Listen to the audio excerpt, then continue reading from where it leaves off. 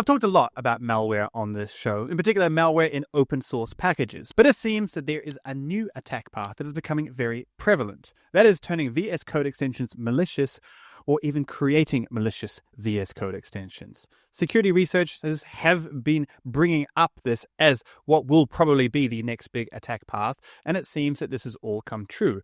On Friday, security researchers at Aikido first announced and publicly reported that multiple VS Code extensions were turned malicious. Shopify Liquid, CodeJoy, Beta, Numjux, Rustdoc, Viewer, and many, many more. In total, it had the potential to infect tens of thousands of developers. Now, there is something important to state here, is that these extensions weren't turned malicious on the official VS Code marketplace. They were turned malicious on what is essentially a mirror of that, which is the OpenVSX marketplace. So first, to kind of understand this, I asked Charlie to explain what's the difference between the VS Code marketplace and the OpenVSX marketplace. The Visual Studio Code marketplace is meant for Visual Studio Code. We now have all of these forks of Visual Studio Code, like Cursor, Windsurf, and all of these products, right, that have become really popular thanks to AI. And I believe that they use OpenVSX instead of the Visual Studio Code marketplace, right, because it's the Microsoft proprietary. So it's a way, in an open way, for people to share extensions for these forks of Visual Studio Code. The malware in this case was really interesting because it uses invisible Unicode characters. But not only have we seen this technique before, we've actually seen this exact malware before. Aikido reported on this way back in May, and the exact malware, line for line, was used in this. Yeah, so what they have is that there's two things that come together. One is that you have the actual JavaScript code, where there is this call to a decode function. And if you just look at it in many editors, it will just show you like a single character. Because if your editor is not configured to show non-printable characters, it will not show these Unicode characters that actually are present that doesn't have a symbol on machines, right? On whether it's Linux or Mac or Windows. So it's just not going to show them to you. So it's actually like a big blob that it's decoding, and there is this native module that it's calling a node native module, and that is just a native module that takes this string. Well, I guess it's kind of a binary, or actually binary literal in a sense, and it is doing a little bit of decoding to return a actual reasonable ASCII piece of code to be run. So they have obfuscated the decoding into this native node module to make it more difficult to figure out what is going on. You actually have to execute it or do a lot of reverse engineering to figure out what it's doing. And then what it gets from that, it just runs, right? It's just JavaScript code. So essentially, there is code decrypting base 64 string, but it only appears to be one character. Behind that is a whole bunch of invisible Unicode characters. That then takes you to a payload, which then takes you to a Google Calendar invite, and that Google Calendar invite name has a base 64 string. This is the exact same malware that we saw in an NPM project earlier, and it is very clear that this is the same attackers. To walk us through it, I asked Charlie to give us a breakdown of what that malware did. Yeah, so the malware was basically it had a lot of components to it. There's some good write-ups out there, about what it's actually doing. It was basically a grab bag of all of the different things like a remote access Trojan would do, right? It tries to put in some backdoors, remote access, stealing things, you name it. It's kind of similar, but just much more sophisticated version of what we saw from the rat that was in like rant user agent and got fetch from some months ago. Just way more complicated, right? It does so many things. These people put in a lot of work into that. Malicious VS Code extensions aren't all that new, and we've been seeing a lot of attacks on these since February.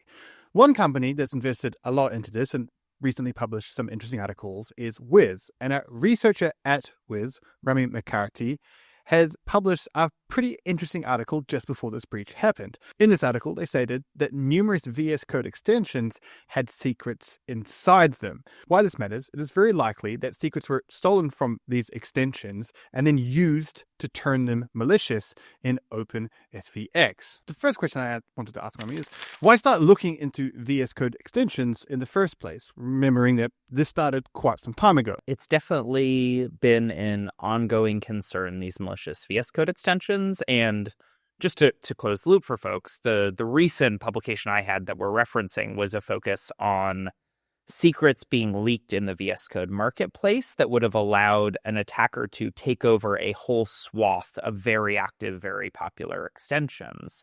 But to roll back the clock and also to relate it to what we're seeing ongoing in the threat landscape, this all started because starting in around February, we've seen a drumbeat of attackers creating and publishing their own malicious extension. But what happened was, as I was tracing VS Code malware, I set up my own scanning pipelines. I was looking and, programmatically detecting malicious code being introduced.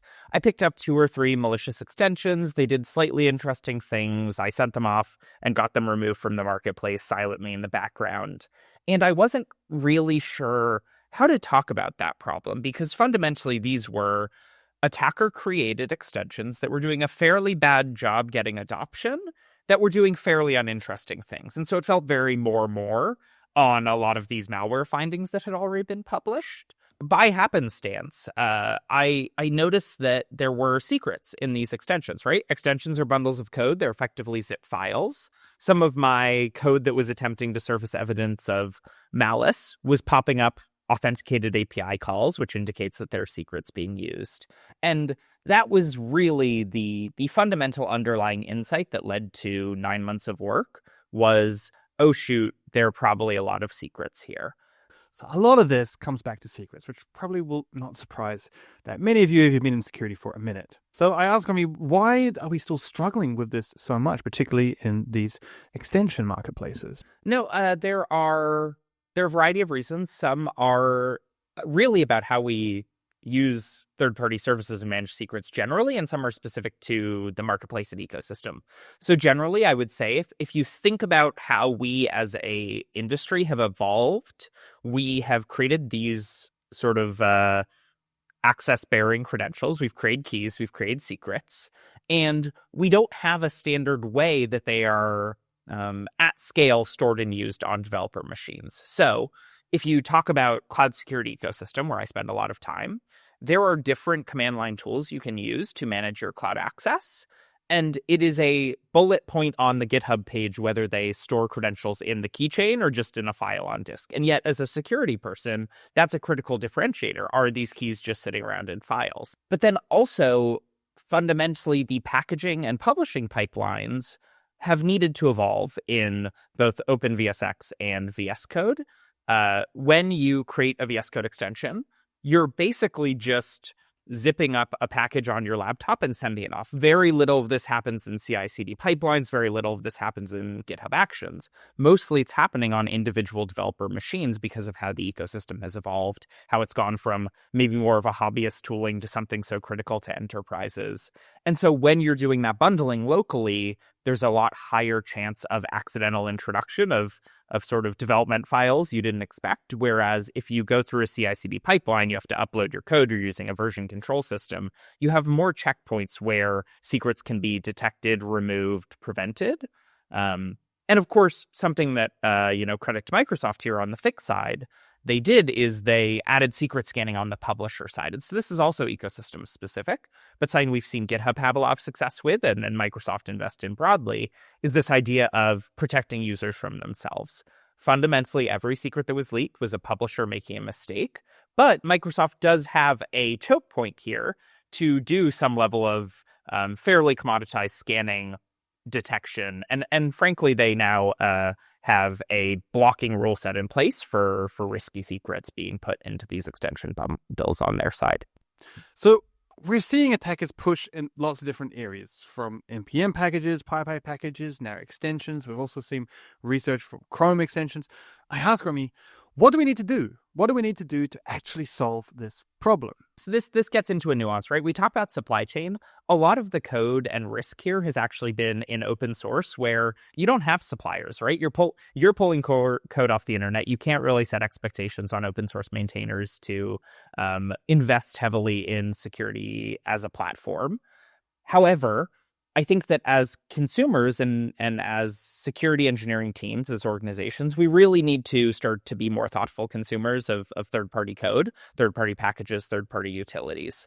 And so this is something that it's really hard to put, Pandora back in her box. If you are at-scale organization, you have 10,000 engineers and 500,000 NPM packages floating around. However, as you find that threats are evolving in these ecosystems, you should have a standard set of controls for basically binary allow listing, and you should be using it judiciously against ecosystems where there is risk. And I do think we have to play catch up here from attackers. Like we've seen this in PyPy, NPM, Cargo, VS Code, Chrome extensions, right? It's in all of these marketplaces already.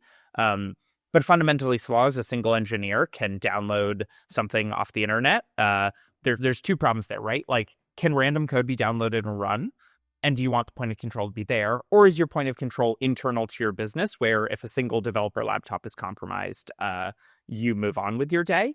And that latter approach is something that we've seen with some of the push for Chromebooks a few years ago that was really sort of active, was this idea of minimal developer workstations where there just isn't as much attack surface. And so CISOs need to stop and make that choice, right? Like, am I putting my control on bounding what developers can download and run on their machines? Really hard decision. Or am I putting it on if malicious code is run, the blast radius is kept low? And that decision will have sort of knock-on effects on your entire way of doing development. A question that you might be having is, how come this didn't really affect the VS Code marketplace and it affected more the OpenVSX marketplace? Well, one of the reasons for this can actually probably be attributed to Rami himself. Once Rami concluded his research, he actually reached out to Microsoft. As a result, Microsoft now does secret scanning in their VS Code. So I think we have to give a pretty big hat tip to him there. OpenVSX hasn't yet introduced such limitations, and I'm not here to bash OpenVSX. They have a much smaller budget than Microsoft. But I did ask Manny if this potentially could have solved that problem. Yeah. And there's a world where OpenVSX sort of implements that first, too. It's really, the challenge here is there are benefits to a homogenized ecosystem, there are benefits to a fractured ecosystem. We've seen the same thing on the malware side, where if you actually cross-compare removed extensions, you can frequently find that extensions were only reported to VS Code Marketplace and are still present in OpenVSX, or vice versa. I found examples where extensions were removed from the OpenVSX Marketplace, but hadn't been reported to the VS Code equivalent as well. So just keeping these platforms in parity, both from a platform controls as well as a management of malicious, vulnerable, compromised extensions, it duplicates work.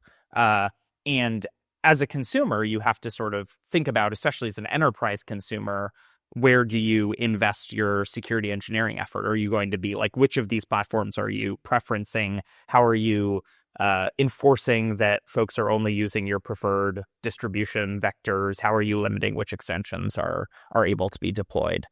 There's a real enterprise management problem at scale. Now, just before we get into our leaders and legend segments, while I had Charlie Eriksen on the line, I wanted to discuss something else that has recently happened. On the show, we've talked a lot about NPM breaches. We've talked to malware researchers. We've talked to maintainers of open source that have been phished and their projects turned malicious. And we've all been screaming for one thing, and that is for NPM to update its security policies. Now, I'm not going to be so bold as to say that this show influenced it, but I will like to say that it was part of a community effort to try and get NPM to take action on security. And I'm so glad to say that actually they have. So I chatted with Charlie just to see what actually has changed and what this will impact. So Charlie, what are some of the main points that have been updated in NPM security? The most recent kind of changes came into effect starting here about a week and a bit ago on the 13th of October, which is changes around access tokens. So the first thing is that the you have these thing called granular tokens, which are these tokens you can create where you can define what access it has. And they have changed the policies there so that the default expiration for these tokens are 7 days instead of 30, just to reduce that window where a token could be vulnerable. And they have set a maximum expiration of 90 days instead of unlimited. And that's really important because what we saw, like with Shai Hulud and Singularity, is that they would have these token, they would steal them, publish them, and then for Shai Hulud, right, they had been sitting on them for a while and then decided to use them. Yeah, so that's the first thing. The other thing is you have these classical tokens, which are basically tokens that have access to everything and has no expiry date. And those are really scary.